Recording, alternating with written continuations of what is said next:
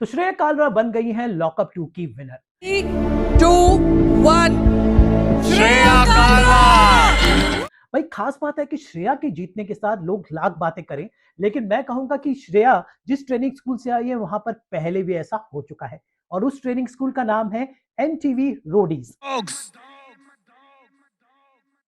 जी हाँ, MTV Roadies Bharat का पहला ऐसा रियलिटी शो था जो सच में एक रियलिटी शो था, और ये रियलिटी शो ने हमारी इंडस्ट्री को ढेर सारे टैलेंट दिए हैं।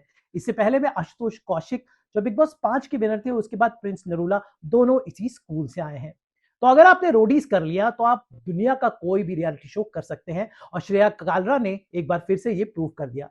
इंदौर की श्रेया कालरा सुर्खियों में आई जब उन्होंने रोडीज में पार्टिसिपेट किया। 2020 का जो रोडीज था उसमें श्रेया एक वाइल्ड कार्ड कंटेस्टेंट थी, और वहां से उनकी जर्नी शुरू हुई। उसके बाद उन्होंने काम किया, वो इन्फ्लुएंसर बनी वगैरह वगैरह। लेकिन रोडीज एक ऐसा ट्रेनिंग स्कूल है जो आपको बिल्कुल पक्का कर देता है, और कहीं ना कहीं रोडीज की इतिहास में श्रेया का नाम भी लिखा जाएगा।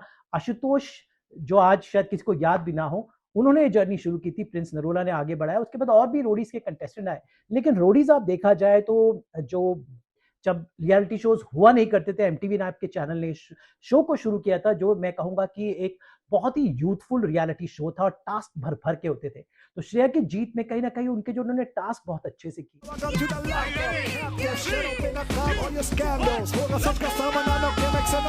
एक रियलिटी शोज के जो रूल्स होते हैं उन्होंने फॉलो किए। जी हाँ, थोड़ी बहुत उन्होंने उन्होंने थोड़े से उन्होंने मर्यादा का उल्लंघन किया था।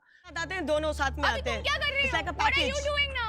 कहीं उन्होंने बहुत पर्सनल हो गई, बिलो द बेल्ट रही। उन्होंने कई कमेंट्स लोगों के बारे में बोले, वो बिल्कुल कतई मैं बिल्कुल एंडोर्स नहीं करता हूं। आई थिंक वो होना नहीं चाहिए। बदतमीज, she's बेवकूफ, she's चोर। मर्यादा के रूप में उन्होंने इस गेम को नहीं खेला, लेकिन एक खिलाड़ी के रूप में खेला। तो कभी कभी खिलाड़ी गलत भी होते हैं, तो श्रेया गलत थी, लेकिन चूंकि उन्होंने गेम अच्छे से खेला तो शायद यही उनकी जीत का विनर है। ये बोला था कि हर उसको एक्सप्लेन करने की जरूरत करना पड़ेगा इस क्या point बोला पे। कैमरा से लेकर। अब उनके फैंस कुछ भी बोले। शिवांगी जोशी के बारे में एक बात मैं अच्छी बोलूं, क्योंकि मैं उनको जानता हूं, टेलीविजन से आई हैं वो, और टेलीविजन की जो एक्ट्रेसेस होती हैं वो भी एक ट्रेनिंग और एक गरिमा लेके आती हैं। तो शिवांगी ने अच्छी बात है कि उसको मेंटेन किया। Yogesh Rawat again Splitsvilla school से आते हैं, क्योंकि रोडीज के बाद क्या होता था कि स्प्लिट्सविला एक ऐसी था जहां पर बहुत सारे कंटेस्टेंट आते हैं, तो योगेश को एक यूथ सपोर्ट मिला था। पर अनफॉर्चुनेटली योगेश नहीं जीत पाए, वजह कोई भी हो, लेकिन उन्होंने करियर में उनको बहुत फायदा होगा, और वही फायदा आकांक्षा को भी होने वाला है।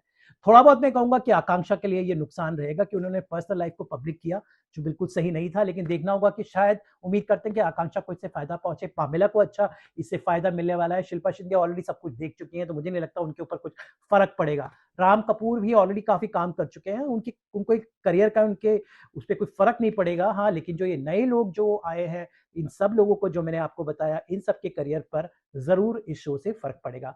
श्रेया की अच्छी बात है कि श्रेया को अब ज्यादातर लोगों ने देखा नहीं है। शो के बाद उन्हें और रियलिटी शोज करने को मिलेंगे। उन्होंने रियलिटी शोज बहुत किए हैं, वो पॉडकास्ट भी करती है, लेकिन एक बड़ा अब जो रियलिटी शो उन्हें मिलेगा, तो करियर वाइज श्रेया को बहुत फायदा होने वाला है, आकांक्षा को बहुत फायदा वाला है, योगेश को बहुत फायदा होने वाला है। शिवांगी ऑलरेडी टीवी सीरियल्स बहुत कर चुकी हैं, रियलिटी शो में उन्होंने पहली बार अटेम्प्ट किया। वो कुछ वेब सीरीज भी कर चुकी हैं, खतरों के खिलाड़ी उन्होंने किया था, लेकिन इस तरह का रियलिटी शो में शिवांगी जो टीवी के भव्य होती है ना, एक जमाना था कि हमेशा वो बिग बॉस जीतती थी, क्योंकि अब तक हम उनको एक पर्टिकुलर रोल्स में देखते थे। तो शिवांगी के साथ एक वो पॉजिटिव उनके फैंस थे, ये रिश्ता क्या कहलाता है वगैरह के।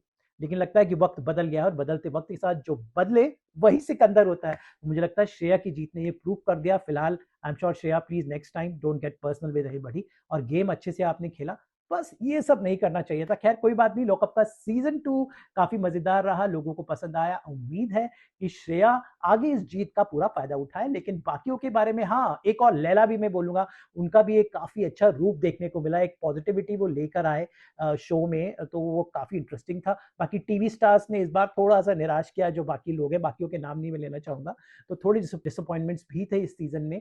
बल कुल मिला के ये मजेदार सीजन था। आप देखना होगा लॉकअप 3 कैसा होगा, और उससे भी ज्यादा एक्साइटेड है कि बिग बॉस 20 में कौन आएगा। तो stay tune guys for all updates from the world of entertainment, reality shows, television, films and cinema, only with us.